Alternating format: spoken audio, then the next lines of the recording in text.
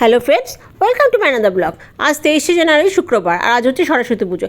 এখন সকাল 7:30টার মতন বাজে। আমরা মোটামুটি রেডি, পুজোর জিনিসপত্র জোগাড় যন্ত্র করে ভোগ টোগ করে একটু পরে পুরোহিত মশাই চলে আসবেন। তো আজকে আমি ভীষণই অসুস্থ, আমি কিছুই করতে পারিনি, সবই আমার ছেলে মেয়ে আর আমার হাজব্যান্ড করেছে। দেখুন ফলটা আমার হাজব্যান্ড কেটেছে, খুব সুন্দর করে কেটে সুন্দর করে সাজিয়েছে, আর নৈবেদ্য আমার মেয়ে সাজিয়েছে। আমি বলে বলে দিয়েছি, ও করেছে। বাদ বাকি আমার ছেলেও খুব হেল্প করেছে। আর এই ঘরটা দেখুন, ঘরটা পর্যন্ত আমি ভালো করে সিঁদুর দিয়ে আঁকতে পারিনি, কারণ এতটাই অসুস্থ। ঘরটা এঁকে আমি ক্লান্ত হয়ে গেছি, ডাবটা রেখে দিয়েছি পুরোহিত মশাই এসে আঁকবেন। কোনো মতে আমি ভোরবেলা 5টায় উঠে একটু ভোগ, খিচুড়ি, 5 রকম ভাজা আর চাটনি পায়েসটা করেছি। বাদবাকি সবই ওরা করেছে। শাশুড়িও খুব অসুস্থ, উনিও বসে বসে বলছেন, সেরকম কাজ করতে পারছেন না। আমার ছেলে মেয়ে প্রচুর হেল্প করেছেন, প্রচুর সাহায্য করেছে আর কি। ভোরবেলা 5:30টায় উঠে স্নান টান করে ওরা মায়ের কাজের প্রচুর আমাকে হেল্প করেছে। ওরা না থাকলে হয়তো পুজোটাই হতো না। আমি তো এত অসুস্থ ছিলাম, আমি ভেবেছিলাম ভোগটা করতেই পারবো না, কিন্তু মায়ের ভোগ মা করিয়ে নিয়েছেন মার মতন করে।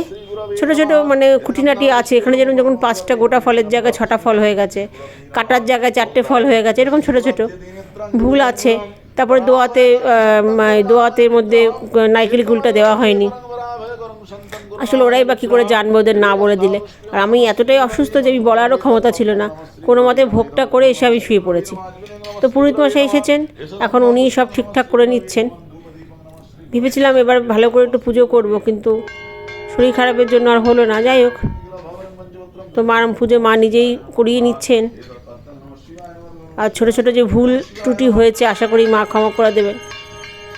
তো দেখুন, ওরাই এবার শাক বাজাচ্ছে। উলু দেওয়ারও লোক নেই, আমি উলুও দিতে পারছি না, আমার শাশুড়িও পাচ্ছে না, উনিও অসুস্থ। তো উলু দেওয়ারও লোক নেই ঘরে। তো মেয়ে শাক বাজাচ্ছে, ও বেচারা কী করে বা উলু দেবে। উলু দিতে শিখেছে ও। যাই হোক, আমাকে হেল্প করতে আগে। তো যাই হোক, এবার সরস্বতী পুজোটা ভীষণই এইভাবে হচ্ছে। কিছু ক্লিপও তুলতে পারিনি। এই কিছু ক্লিপ আমার হাজব্যান্ড তুলেছে, সেটা দিয়ে আমি করছি। এই যখন আরতি হচ্ছে, আরতির সময়টা আমি ছিলাম, অঞ্জলিটা নিয়েছি কোনো মতে, কিন্তু খুবই কষ্ট করে। যাই হোক, যেমন তেমন করে পুজোটা হয়ে গেছে।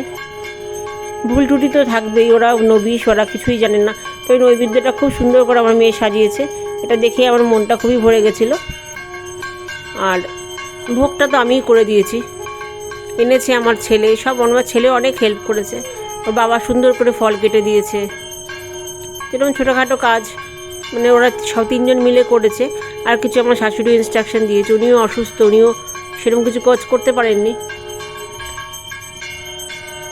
তো এই মোটামুটি পুজো শেষের পর্যায়ে, অঞ্জলি হয়ে গেছে, এখন আরতি চলছে। তো আমাদের পুজো শেষ। ছেলে মেয়েরা বড় হয়ে গেলে না, অনেক কিছু মায়ের কষ্ট বোঝে।